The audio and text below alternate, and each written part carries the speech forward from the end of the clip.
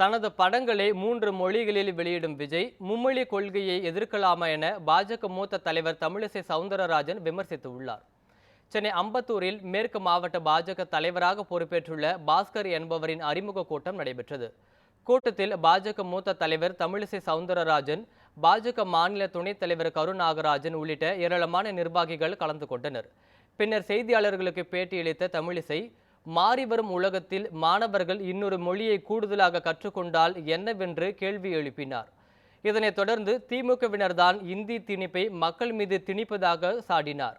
மேலும் நடிகர் விஜயின் திரைப்படம் 3 மொழிகளில் வெளியாகும் போது மும்மொழி கொள்கையை எதிர்க்கலாமா எனவும் விமர்சித்துள்ளார். தம்பி விஜய்ட்ட ஒன்னே ஒண்ணு கேக்குறேன்.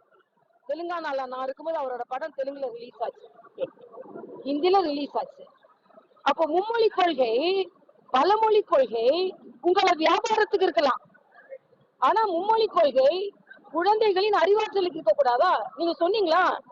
இல்ல, நாங்க தமிழ்ல மட்டும்தான் என்னோட படம் ரிலீஸ் ஆகும், ஏன்னா நான் தமிழன், நான் தமிழை போற்றுபவன், தெலுங்குல எல்லாம் ரிலீஸ் பண்ணிடக்கூடாது, ரிலீஸ் பண்ணா நான் எதிர்ப்பேன் சொல்லலையே. அப்போ பல மொழி கொள்கை உங்களுக்கு தேவைப்படுகிறதை போல குழந்தைகளின் வருங்காலத்துக்கு பல மொழி கொள்கை தேவைப்படும். இதுல எல்லாம் நீங்க கருத்து சொல்லாதீங்க தம்பி, ஏன்னா நீங்க சொன்னா சரியா இருக்காது. இப்ப உங்களோட தெலுங்கு ரசிகர்களுக்கு என்ன சொல்லுவாங்க? அதனால நாம அப்படி சொல்லல.